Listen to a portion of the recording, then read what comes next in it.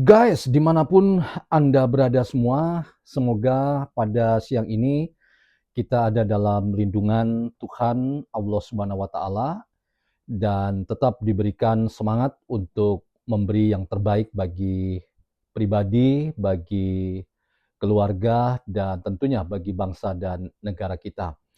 Nah, bincang kita pada kali ini, kajian kita, itu masih di seputar ijazah Pak Jokowi, tetapi saya sekarang tidak mau bincang lagi tentang Tifa, kemudian Refli Harun, ya, yang saya sudah angkat dalam video yang saya bagikan pada beberapa waktu yang lalu. Silakan teman-teman menemukannya dan jangan lupa like, comment, subscribe video itu kalau memberikan insight kepada kita.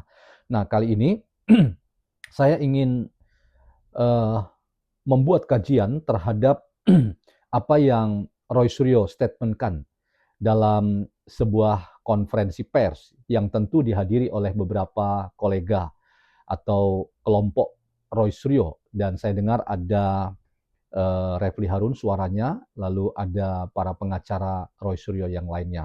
Nah, apa yang menarik dari Roy Suryo dalam statementnya ketika ia coba memperhalus dari angka 99,9% yang ia nyatakan ijazah Pak Jokowi itu adalah palsu, itu adalah bahasa sopan, jadi bahasa sopan santun. Makanya kita jadi heran, seorang Roy Suryo kok tiba-tiba bicara sopan santun, ya, dengan catatan-catatan yang bisa kita temukan jejak digitalnya, bahwa orang ini, ya, yang ngakunya punya sertifikat pengajar konten yang edukatif dan uh, sopan serta santun, tetapi kalau kita ikuti, ya, berbagai macam diskusi di mana Roy Suryo ada, itu pasti bawaannya gaduh dan penuh dengan emosi, karena Roy Suryo punya kebiasaan buruk, suka menginterupsi, menyela, atau bahkan memotong lawan yang sedang bicara atau yang sedang memberikan pendapat.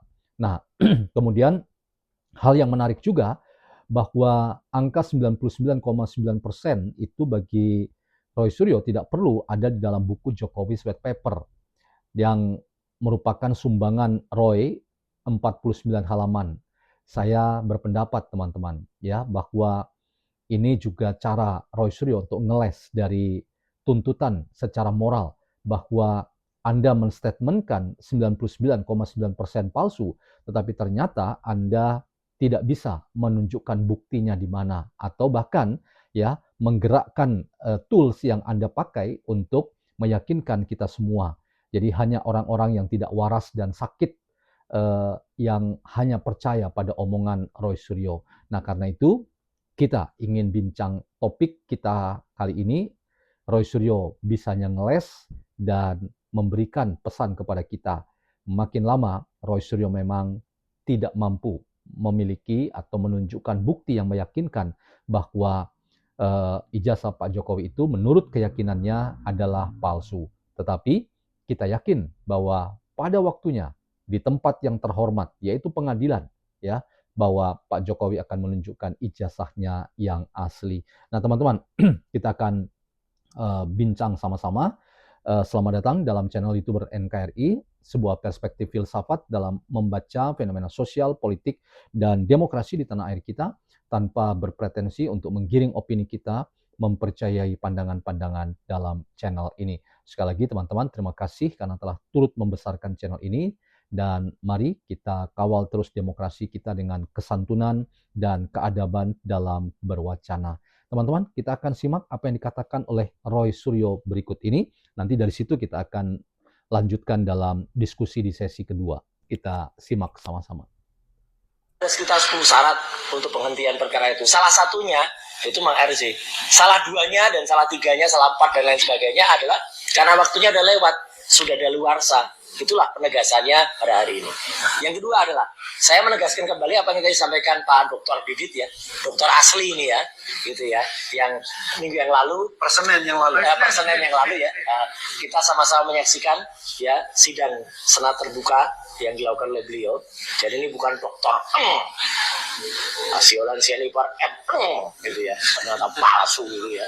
Nah itu 99,9% itu adalah bahasa sopan, bahasa hukumnya untuk kemudian kita menegaskan satu dokumen yang dinyatakan palsu. Karena manusia itu tidak sempurna. Dan ini tidak mesti harus ada di buku Jokowi White Paper. Kan dikatakan mana hitungannya yang 99,9% nggak ada lu. Itu jauh lebih sopan daripada mengatakan 11.000 triliun persen.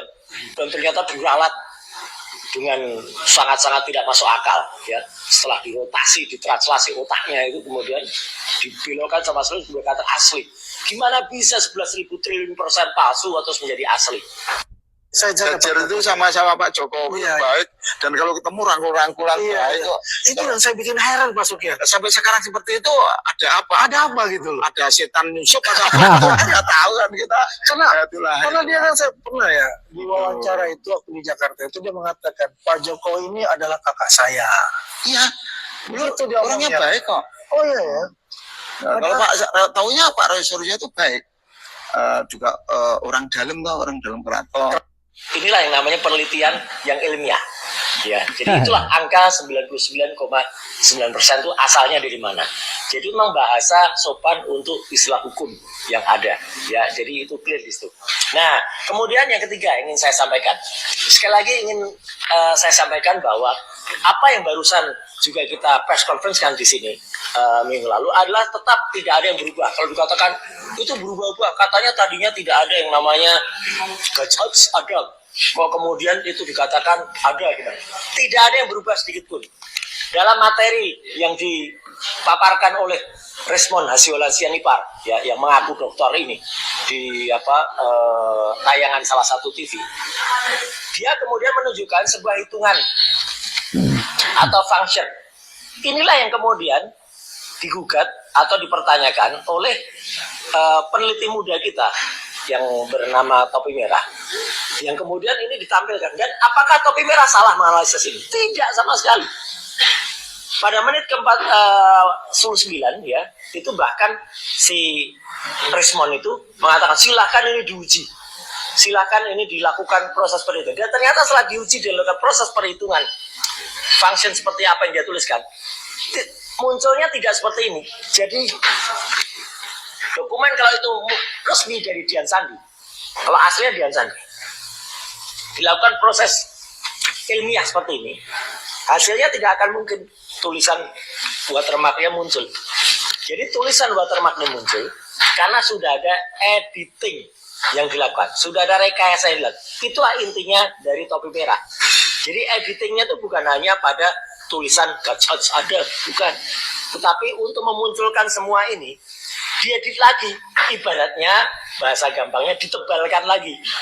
Jadi dokumen ini ditambahkan sesuatu watermark itu, kemudian baru ditampakkan lagi sehingga muncul tulisan, dan itu jelas banget yang ada di sini. Nih, semua ini tidak akan muncul, sudah dipastikan tidak akan muncul kalau hanya pure dari dokumen Dian Sandi. Jadi dokumen Dian Sandi direkayasa dulu, diedit dulu, baru kemudian muncul salah satunya tulisan Gajah Adam. Apakah tulisan Gajah Adam ini ada juga di ijazah yang lain? Ada, tetapi tempatnya berbeda. Nah, itulah kuncinya. Karena tempatnya berbeda, maka kami juga mempertanyakan kepada pihak Universitas Gadjah Mada, mana aturan soal watermark security indexing? Harus ada, jangan kemudian dibuat kritiknya, ya, kemudian dokumennya baru dibuat. Karena ini dokumen tahun 85, aturannya juga 85, jangan seperti si Andi Aswan itu, ya, yang kemudian si Andi Aswan itu, ya, itu membuat atau mengambil ukuran tahun 2024, aturan tahun 2020 untuk menjelaskan peristiwa tahun 1980. Oke, teman-teman, kita sudahi nontonnya. Silakan menemukan video yang serupa dalam channel-channel media sosial Anda. Tetapi untuk kepentingan kajian kita pada kesempatan jumpa kali ini, kita cukupkan sekian. Nah, saya ingin mencatat beberapa poin penting ya dari orang yang sudah sangat stres ya dengan ketakutan yang luar biasa mungkin juga ia rasakan. Orang itu ya Roy Suryo yang Anda dengar tadi ngomong ya. Dan menurut saya omongannya itu sama sekali tidak memberikan pencerahan apapun selain ngeles atau membela diri. Nah, ada ya pernyataan ngelesnya atau pembelaan dirinya, merasa bahwa apa yang ia lakukan itu tidak bermasalah ya, ketika ia menyebut bahwa angka 99,9% itu adalah bahasa halus dalam konteks hukum ya, untuk memperhalus eh, tuduhan terhadap ijazah Pak Jokowi itu sebagai palsu ya, dengan keyakinan bahwa tidak ada manusia yang sempurna. Makanya bahasa halusnya itu ya tidak mencantumkan angka 100% palsu, tetapi 99,9% palsu. Nah, saya terus terang teman-teman, ketika mendengar kata ini ya, dan ini sejak awal dikatakan ya, dan tanpa kita pernah melihat presentasi Roy Suryo untuk mensimulasikan ya, mensimulasikan atau mendramakan bagaimana proses menemukan angka 99,9% palsunya itu. Nah, kalau itu selama itu tidak ada, terus terang hanya orang-orang gerombolan Roy Suryo yang percaya saja, yang menurut saya itu problematik ya. Karena apa? Karena ada pembiaran atau bahkan kita bisa sebut sebagai ya permissiveness artinya ya mendiamkan begitu saja, membiarkan begitu saja sebuah statement yang kemudian dimunculkan di media sosial, di ruang publik virtual, dan tanpa pernah ada pertanggungjawaban. Ini dari mana angka 99,9%? Sehingga ketika Roy Suryo katakan itu bahasa hukum yang ingin menghaluskan, karena tidak mungkin kita adalah manusia sempurna yang kemudian percaya apa yang kita temukan itu 100% palsu ya. Nah, saya terus terang teman-teman, ini ya kalau benar adalah masukan dari eh, tadi nama Pak Didit atau Mas Didit tadi ya, yang baru defense untuk ujian disertasinya, saya mau katakan ini juga pernyataan yang sulit untuk kita sebut sebagai pernyataan yang bertanggung jawab. Ini adalah pernyataan yang ya sengaja dihembuskan untuk orang lain memberikan tafsiran atau memberikan pemaknaan. Dan saya ingin katakan, kami yang waras, kami tidak percaya begitu saja. Dan sama sekali kami tidak diyakinkan. Dan bahkan kami harus sebut bahwa pernyataan 99,9% ijazah Pak Jokowi itu palsu, itu adalah pernyataan bohong atau hoax belaka dari banyaknya narasi yang selalu diulang-ulang dan diglorifikasi untuk meyakinkan publik bahwa memang palsu ijazah Pak Jokowi. Tetapi sekali lagi teman-teman, Roy Suryo tidak pernah mempresentasikan dari mana ya angka 99,9% itu adalah temuan atau hasil penelitian telematika ya, yang sering kali kita dengar Roy Suryo adalah ahli telematika dan seterusnya. Nah, kemudian yang berikutnya juga menarik dari pernyataan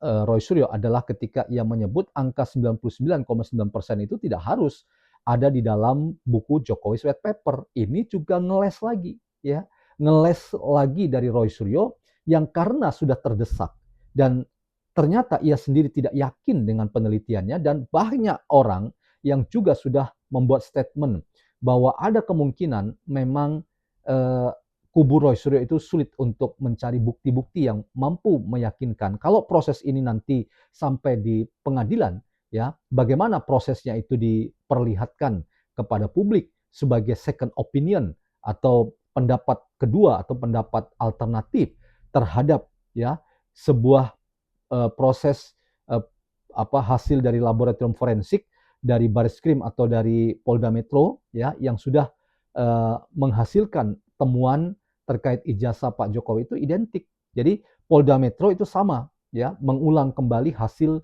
dari Bareskrim Polri terkait dengan ijazah Pak Jokowi yang dituding palsu, tetapi kita yang mengikuti pemberitaan yang luas di media sosial kita, paling tidak dari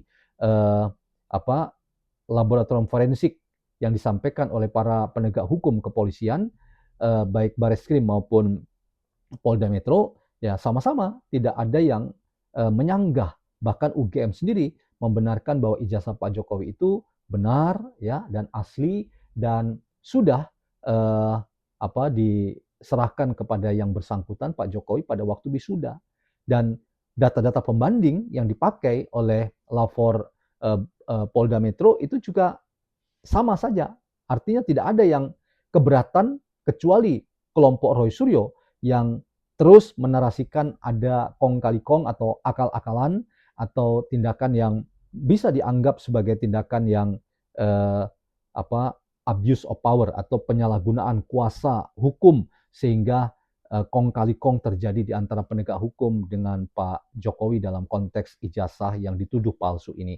Nah, yang terakhir teman-teman, saya ingin kembali ya mengutip pendapat dari Roy Suryo ketika ia yakin bahwa topi merah itu telah melakukan penelitian yang benar. Dan saya ingin katakan teman-teman, topi merah sudah menyampaikan disclaimer juga pada waktu podcast bersama dengan Refli Harun di RH Channel yang milik Refli Harun.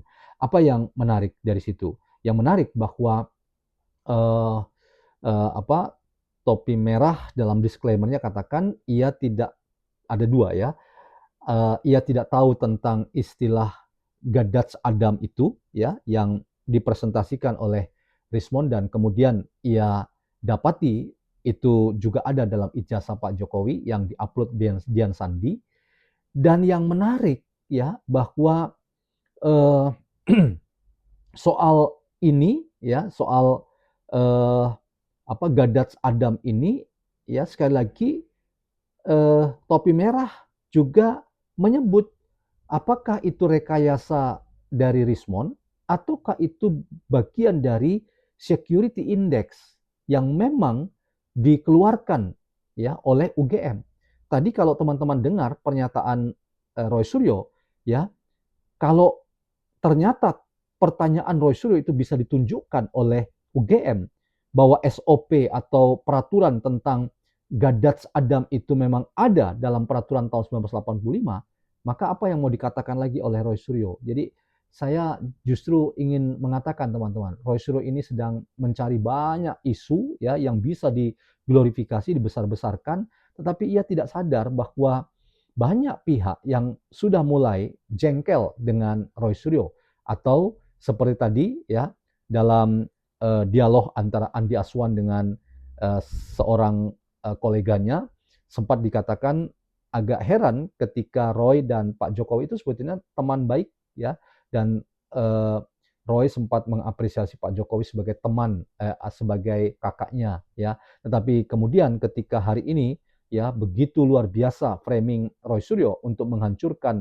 reputasi politik Pak Jokowi maka pertanyaannya adalah ada apa ya ada setan apa yang merasuki Roy Suryo itu bahasa yang saya ingin katakan dari kolega Andi Aswan dalam konteks diskusi kita. Nah, kembali teman-teman, saya hakul yakin ya bahwa Roy Suryo tidak punya bukti yang meyakinkan, bahkan ya statementnya 99,9% itu ijazah Pak Jokowi palsu itu adalah pernyataan bombastis sekaligus pernyataan yang dapat menjebak Roy Suryo. Itu tidak bisa begitu saja Mas Didit referensi Roy untuk mengatakan itu bahasa hukum yang menghaluskan daripada ngomong 100%. Itu juga sama-sama bermasalah. Jadi Anda yang mengatakan 100% ijazah Pak Jokowi palsu atau 99,9% ijazah Pak Jokowi palsu sama-sama bermasalah dalam arti sama-sama problematik. Ya terkait apa? Terkait bahwa apa yang diteliti Roy Suryo itu ya tidak tercantum dalam buku Jokowi White Paper. Bagaimana kita yakin?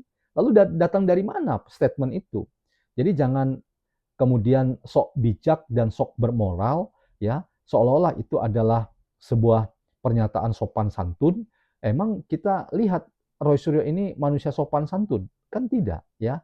Ia selalu menginterupsi, selalu mengganggu lawan bicara yang sedang bicara, padahal ia tidak sadar. Ia pernah ya sesumbar atau sombong banget mengakui punya sertifikat dari Kominfo ya bahwa ia adalah seorang pengajar konten kreator yang mengedukasi dan tentu ya yang mengedukasi itu berarti seimbang dalam melihat dan tidak bertendensi ada kepentingan politik yang terkait dengan isu-isu di seputar ijazah Pak Jokowi. Jadi teman-teman, Roy Suryo makin tidak menunjukkan performa terbaik selain ia sebetulnya sedang mempertontonkan kebodohannya sendiri.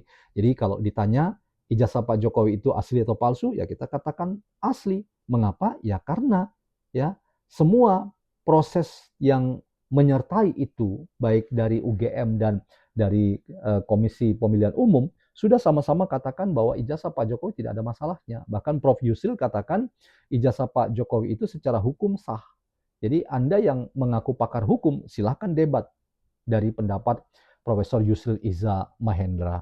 Nah teman-teman, sekali lagi saya ingin memberikan garis bawah bahwa Roy Suryo, nampaknya Anda semakin kacau dengan argumentasi Anda sendiri, kami semakin tidak yakin, dan karena itu proses hukum ini nggak usah dihentikan kalau Anda merasa yakin, sopan santunnya 99,9% palsu, padahal Anda adalah orang yang sedang mempertontonkan sebuah cara berdiskusi, meyakini sebuah fakta, tetapi sebetulnya di dalamnya dibungkus dengan fitnah, dendam, dan kebencian. Mudah-mudahan ada manfaatnya teman-teman, dan salam YouTuber NKRI.